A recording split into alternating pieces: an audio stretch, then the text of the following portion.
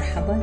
اليوم راح نسوي فردة بلاو أو قوزي الشام. هذا جدر بزيت راح نخليه شعرية، كثروا شعرية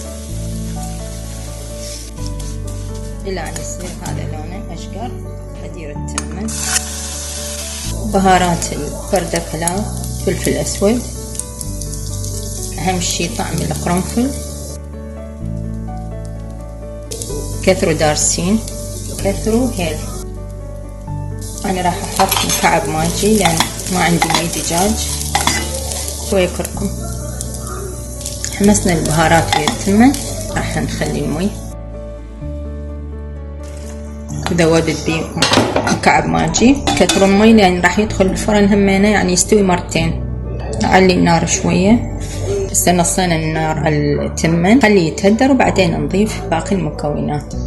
طفيت الطباخ على التمن، طفت الحشوة اللي هي بازاليا. دجاج أنا ما أسلقه لأن الطعم كله يروح بالمي، أنا أخليه بجدر وهو يذب مية وملح شوية، وهو يتقسب بالدهن الجلد مالته إلى أن ينشف ويتقلى ويتقسب. بعدين أبرده وأفلسه، وكشمش ضفت حسب رغبته. وآخر شي أني اللوز راح أخليه بالأخير. هذا خليه يبرد على مود ألفه بعجين القلاج أو عجين البقلاوة وأدخله الفرن. ندهن القالب طبقتين من عجين البقلاوة، أنزل الحشوة مالتي. مرات أخلي بيض مسلوق يسلق، وأخلي البيضة صحيحة بدون ما أفتحها طيبة تطلع. زلت أطرح العجين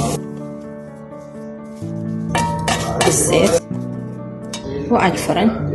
هاي طبختنا جهزت، زيناها باللوز المحمص.